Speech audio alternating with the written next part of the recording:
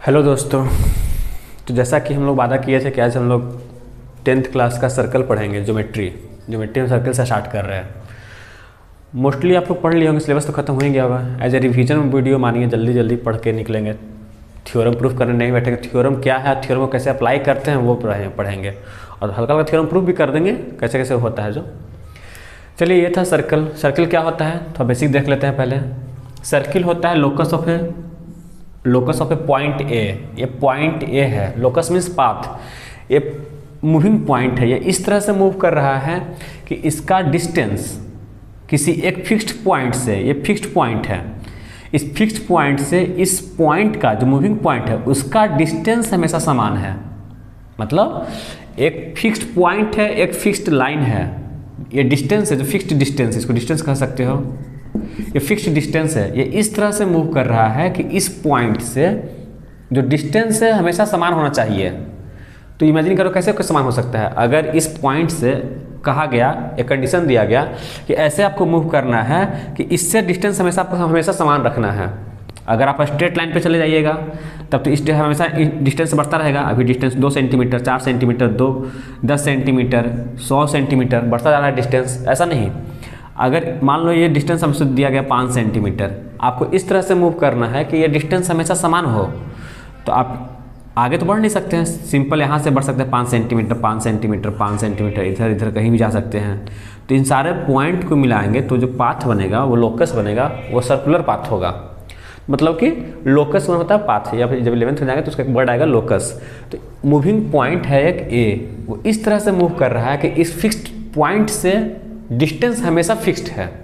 जो fixed point है वही रेडियस का है, वही सर्कल का सेंटर कहलाएगा। और जो फिक्स्ड हमेशा फिक्स्ड डिस्टेंस फिक्स्ड है वो हमेशा रेडियस कहलाएगा। चलिए आगे बढ़ते हैं उससे। सर्कल में क्या क्या होता है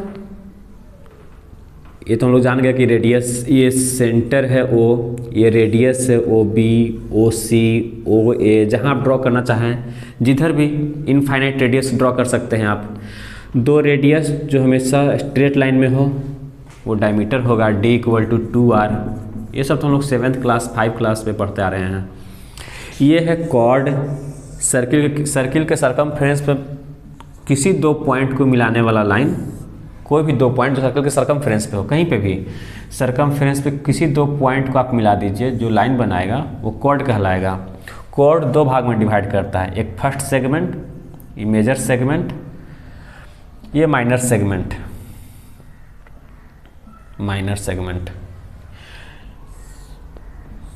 ये है tangent.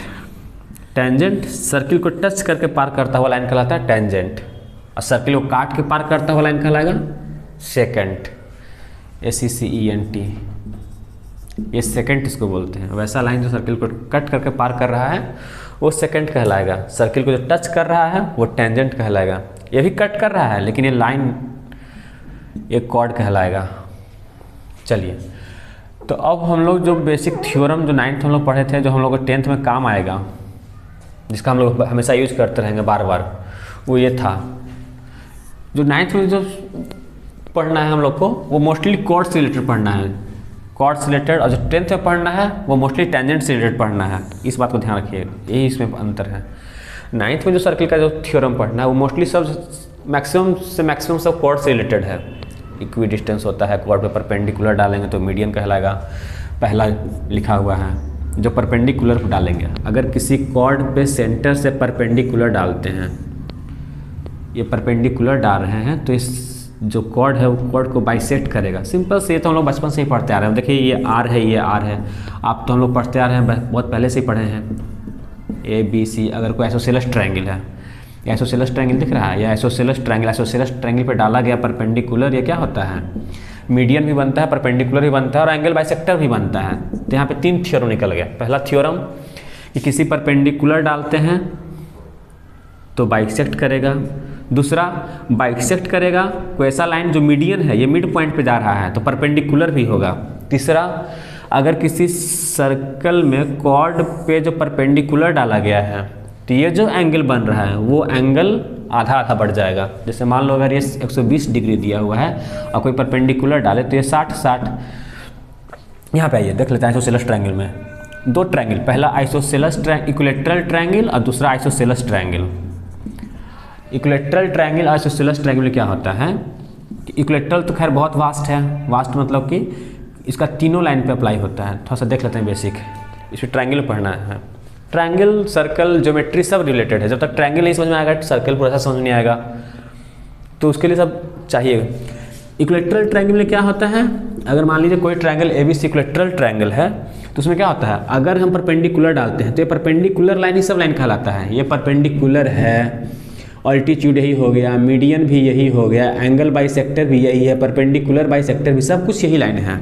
Same case isosceles triangle में, अगर आइसोसेलेस ट्रायंगल में अगर कोई परपेंडिकुलर डाल रहे हैं तो यही परपेंडिकुलर है, यही एंगल बाइसेक्टर है, यही मीडियन है, यही परपेंडिकुलर बाइसेक्टर, सब कुछ यही है। बस फर्क इसमें इतना है कि इसमें क्या है, आइसोसेलेस ट्रायंगल में वही लाइन केवल होगा, ये लाइन ड्रॉ करिए तो फिर सब अप्लाई नहीं होगा, इसमें सब लाइन पर अप्लाई होता है।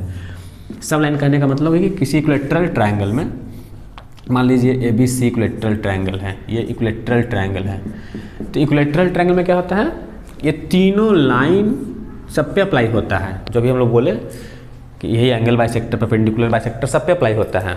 बट आइसोसेलेस ट्रायंगल में केवल इसी लाइन पे अप्लाई होगा, बाकी दो लाइन पे अप्लाई नहीं होगा।